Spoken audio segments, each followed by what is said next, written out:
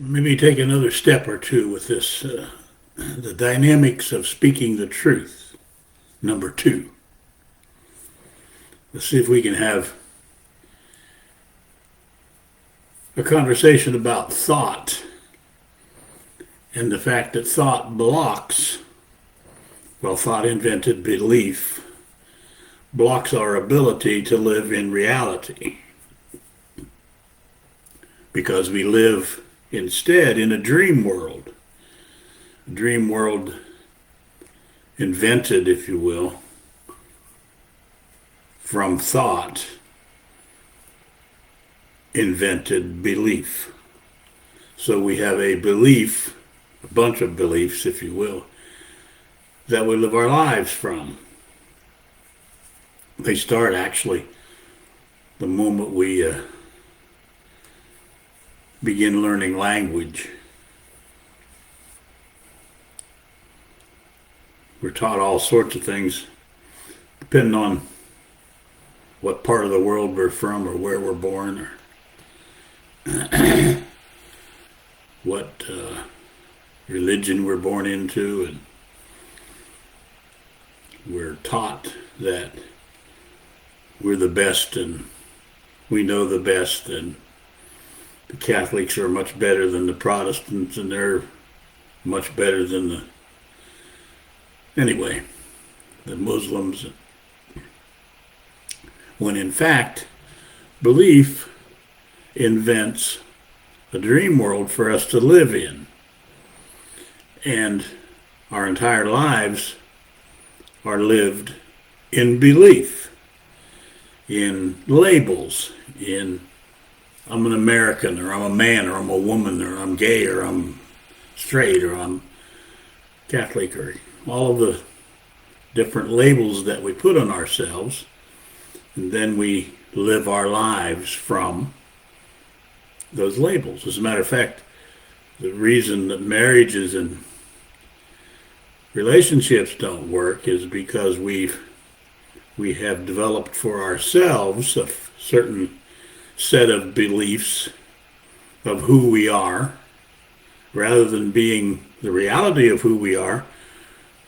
We are the trained and conditioned self that we trained ourselves to be. So if you take the traditional relationship or the traditional marriage, then you have the female who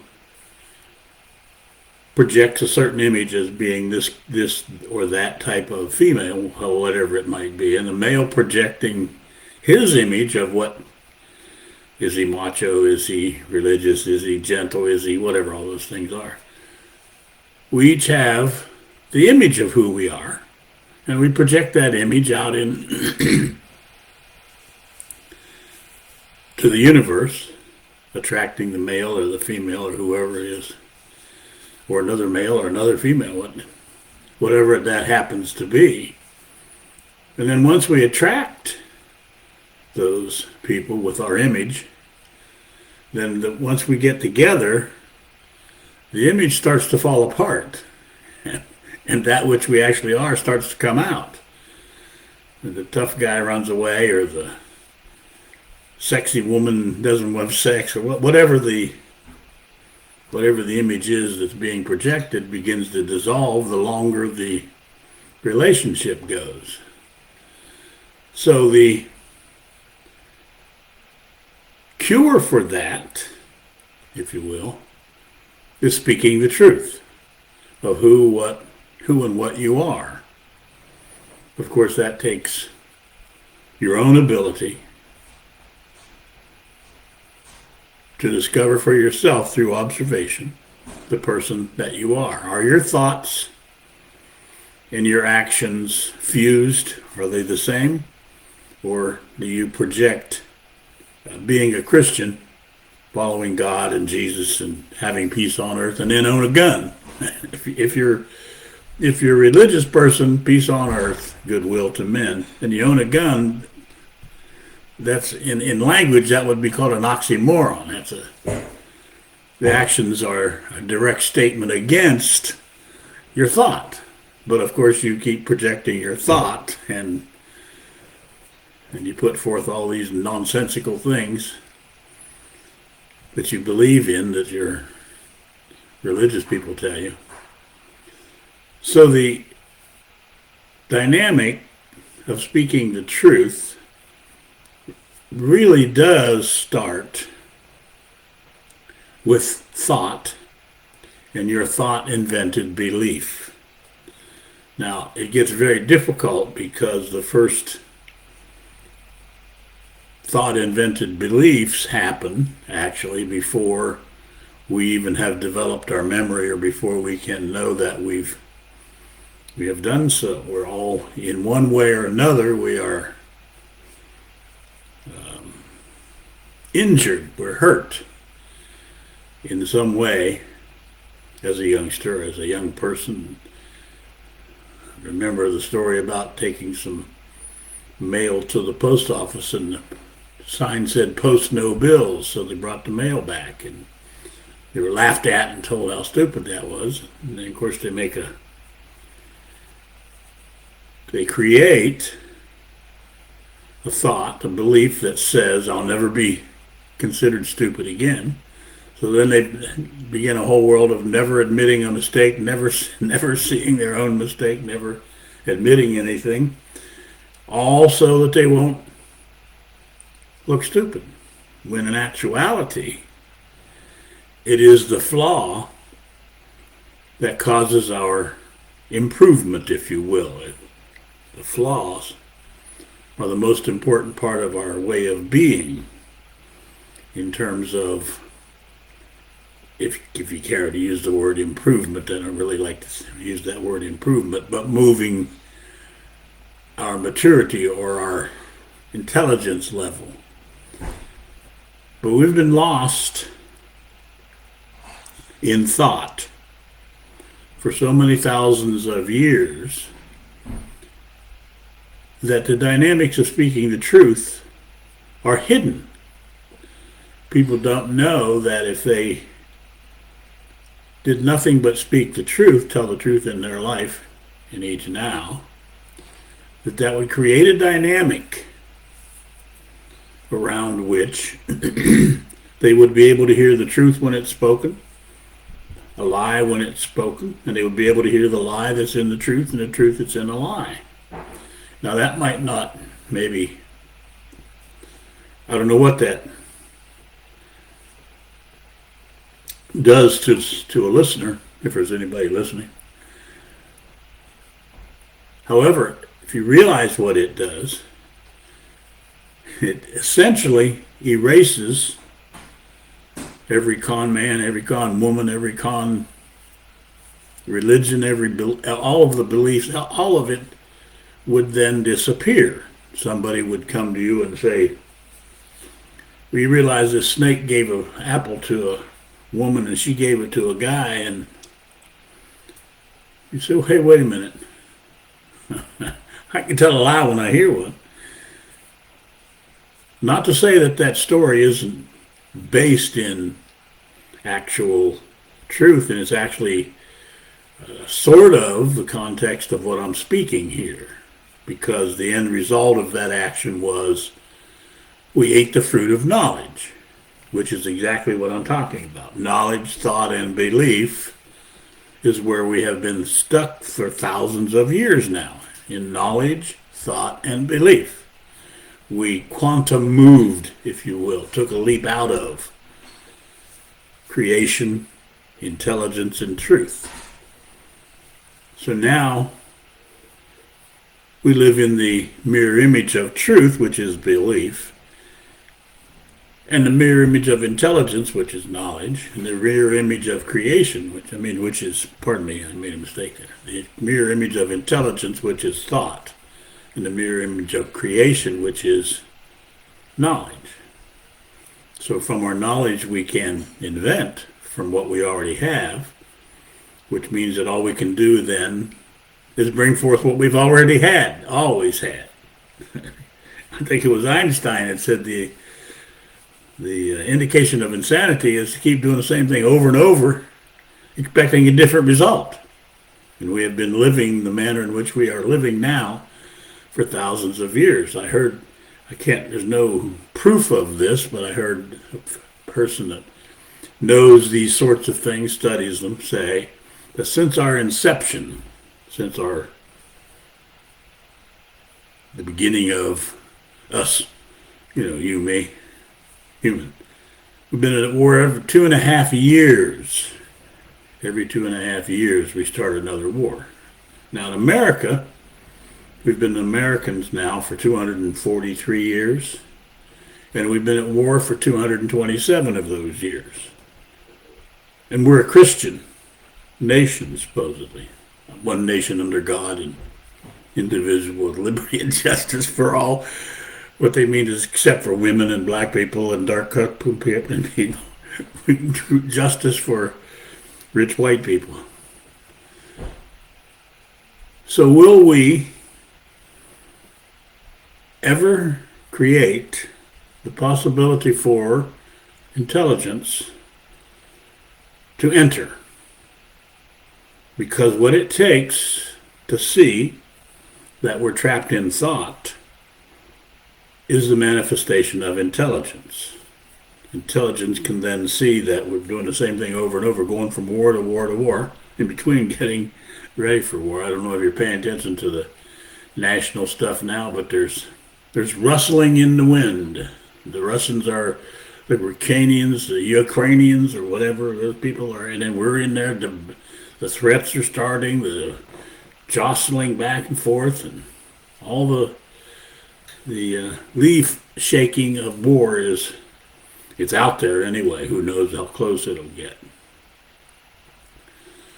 So whether or not I am doing any good with the dynamics of speaking the truth, I don't know, because I don't know what the hell I'm doing. There's really no place to start. You see, there's not even a language for what I've been doing for 42 years. J. Krishnamurti spoke of these kinds of things for 60 years without any language for doing so. The reason there's no language for it is because language is of our history. And when people are listening, when you're listening now, if I were to say it's always dark during the day and always light during the night, then you would each say, oh, wait a minute, what a dummy, it's all that. You see? There wouldn't be any, well, wait a minute now, let me take a look. Because we already know everything. That was kind of a silly one to start with, but maybe it'll give you the idea. Somebody says you are a control freak. And you say, I am not. And then you stomp out and mad. Or somebody says you are racist. Oh, heck no, one of my best friends is a black guy. Well, he's around here somewhere. Where is that Morning Joe guy? Not Morning Joe, he isn't black, is he? That's one of the biggest two things that a racist will tell you if you say that they're racist. The first one is I'm not racist. And then the second one is I have a friend who's black. So I'm rambling. Failing at this series 2 of the dynamics of speaking the truth. Perhaps, if I keep doing this, perhaps there's a tiny, tiny little possibility I might discover communication, because I fail 100% at communicating it, speaking. One of the greatest failures is speaking the truth, because when you speak the truth into a world of belief, into a world of lies and stealing and guns and bombs, you're pretty unpopular and considered crazy. That's probably right, though. So, there used to be a place I could tell here. Let me see. Oh, yep, almost 15 minutes I have been babbling like a crazy guy. I don't even know if I've pointed to the dynamics of speaking the truth. Yes, I have. I've spoken that in essence, in reality,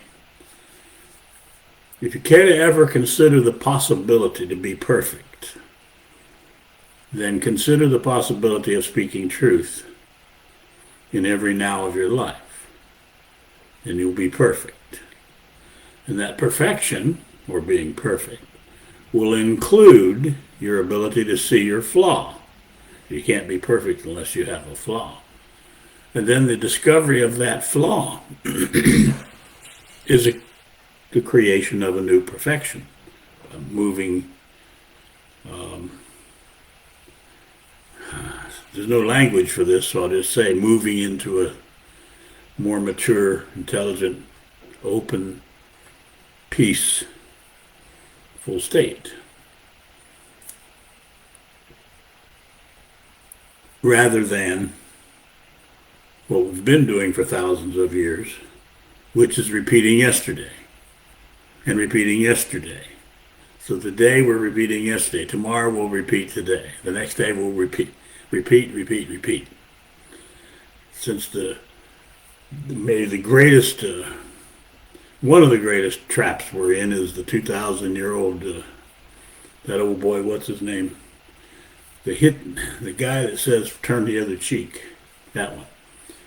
If you're a believer in Jesus Christ, I guess that guy's name is, then you have frozen yourself 2,000 years ago.